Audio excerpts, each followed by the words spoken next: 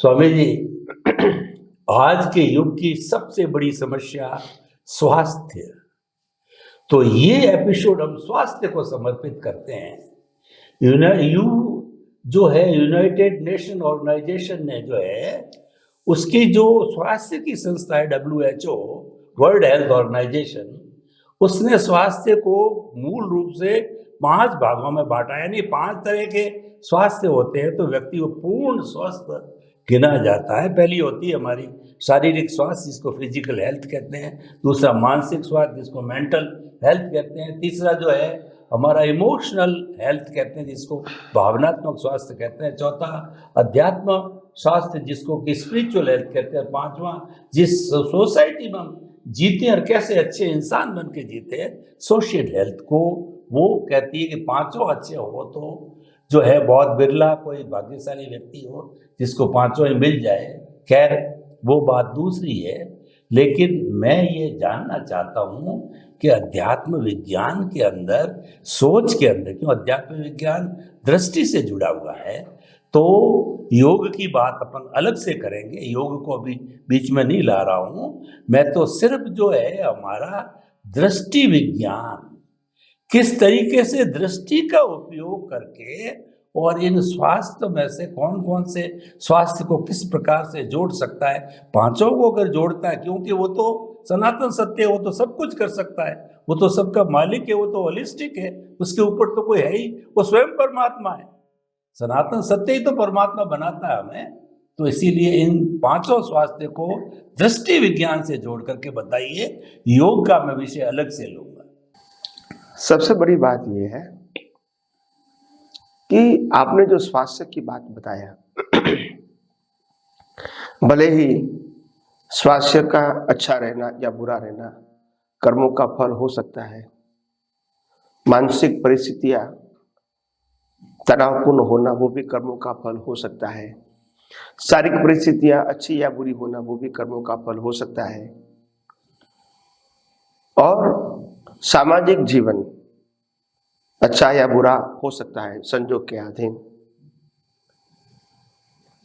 तो ये जिस प्रकार से उनका स्वास्थ्य के साथ जुड़ा हुआ है, इंपॉर्टेंट बात यह है कि ये सब बातें जो है वो हमारे सामाजिक जीवन में बहुत इंपॉर्टेंट बातें हैं और इसीलिए इनका महत्व भी है।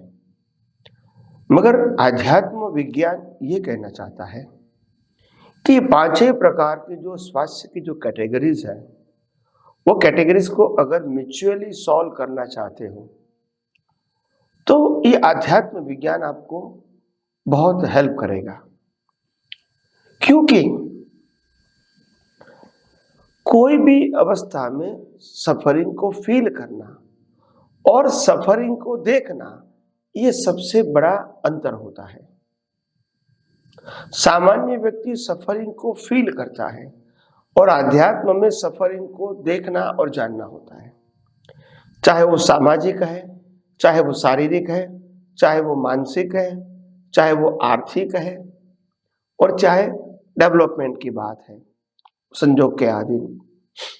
तो ये सब जो बातें होती हैं उसमें व्यक्ति को आगे बढ़ना है, वो तो सही है, वो गलत नहीं है। और व्यक्ति को आगे बढ़ने के लिए अपने अपने फील्ड में प्रयास भी करना चाहिए। चाहे शारीरिक स्वास्थ्य अच्छा रहे, वो भी प्रयास करना चाहिए। मानसिक शांति रहे, योगा के मेडिटेशन के माध्यम से जो भी करना चाहिए। फिजिकल फिटनेस के लिए एक्सरसाइज, योगा भी करना चाहिए। खाना पीना के लिए भी ध्यान रखना चाहिए। सामाजिक जीवन भी सहज और सरल जीवो और हो सके इतना एडजस्टमेंट करके जियो। और भौतिक का मतलब होता है बहुत ज्यादा अपेक्षा रख के जीवन मत जियो, नहीं तो दुखी हो जाओगे, क्योंकि सभी व्यक्तियों की इच्छा पूर्ति होती नहीं है। तो ये सब जो बातें हैं, ये बातें जब प्रकृति कर रही है उस समय ये आध्यात्म विज्ञान कहता है ये कर रही है, उसमें हमारी दृष्टि हो रहा है ऐसा होगा तो हम इससे अलग रहेंगे, तो देखने जानने वाले होंगे, सफरर नहीं होंगे। हम जब जुड़ जाते हैं तो सफरर बन जाते हैं। प्रकृति तो सफरर है, हम भी सफरर बन जाते हैं। तो कुदरत का कानून एक स्पष्ट है कि सफरिंग करने वाला और सफरिंग को जानने वाला ये दोनों एक नहीं हो सकता है, अलग अलग। अलग अलग है। तो सफरिंग को सफरिंग के रूप में जानता है। इसमें 3 स्टेज आती है, शारीरिक सफरिंग, वाणी का सफरिंग और मानसिक सफरिंग। ये तीनों पैकेज को रिलेटेड है और तीनों अवस्था को जानने वाला वो क्या है, अलग अलग है। मगर कभी ज्यादातर लोग क्या मानते हैं कि शारीरिक और वाणी का सफरिंग मैं कर रहा हूं, तो ये तो कर रहेगा ने, मन तो करेगा ने, क्योंकि उन्होंने तो क्रिएट किया है, पिछले अवतार में उन्होंने तो क्रिएट किया है, तो वो तो सफरिंग करेगा स्पीच और एक्शन का। मगर तीनों को जानने वाला क्या है, उससे अलग है। तो वो स्टेटस आपको आध्यात्म विज्ञान के माध्यम से मिलेगा। और इसीलिए प्रकृति का सफरिंग आप देख जान सकोगे अलग रह के, तो वो आपको सफरिंग नहीं लगेगा और वो संजोग को पास करना आपको आसान हो जाएगा। क्योंकि मैं नहीं कर रहा हूं इसीलिए आसान है, मैं खुद कर रहा हूं तो वो संजोग पास होना बहुत भारी हो जाता है, हैवी हो जाता है।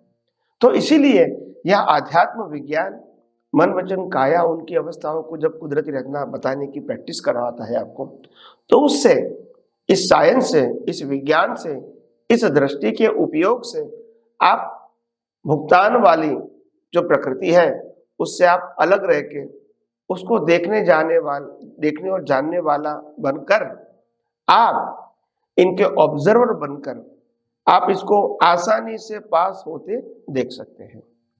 तो इसीलिए अध्यात्म विज्ञान तो बहुत हेल्प कर सकता है आपको। हर प्रकार के पजल में डिसॉल्व करने की क्षमता अध्यात्म विज्ञान में है। आप कितना अध्यात्म विज्ञान को सुन सकते हैं, समझ सकते हैं, जान सकते हैं, उपयोग कर सकते हैं, अनुभव कर सकते हैं, वो आपका व्यक्तिगत प्रश्न है। मगर आध्यात्म विज्ञान के अंदर सभी प्रश्नों को डिसॉल्व करने का पावर है। डिसॉल्व का मतलब वो प्रश्न ही नहीं रहेगा। तो आध्यात्म विज्ञान प्रश्न का सॉल्यूशन नहीं देता है, प्रश्न का अस्तित्व ही क्या करता है, मिटा देता है।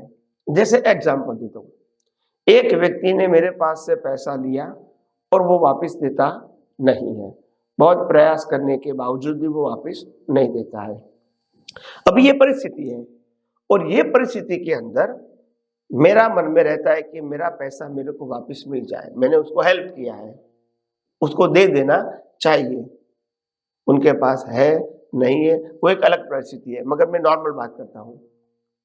तो उस प्रश्न का समाधान क्या है?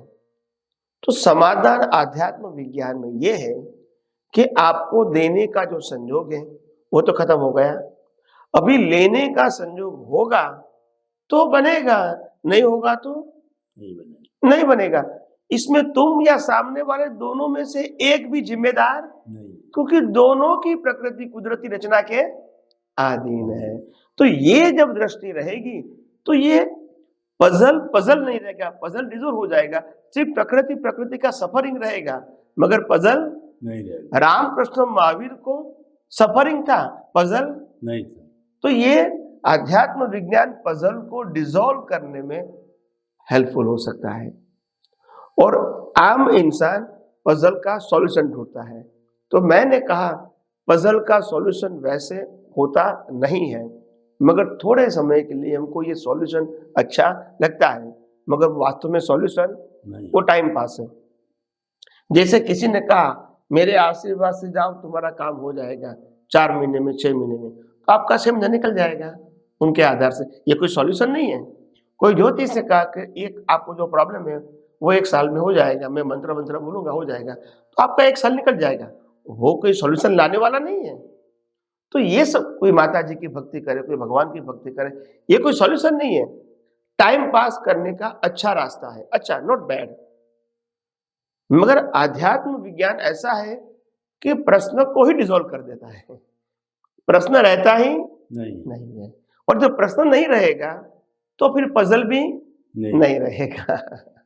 तो इसीलिए आध्यात्म विज्ञान वास्तव में बिल्कुल सहज, सरल, सुगम जीवन जीने के लिए, चिंता मुक्त जीवन के लिए भीख और भय से मुक्तता की अनुभूति करने के लिए, देहाध्यास से मुक्त रहने के लिए यह आध्यात्म विज्ञान की दृष्टि हजारों लाखों करोड़ों लोगों को आज नहीं तो कल भविष्य में मार्गदर्शन देती रहेगी।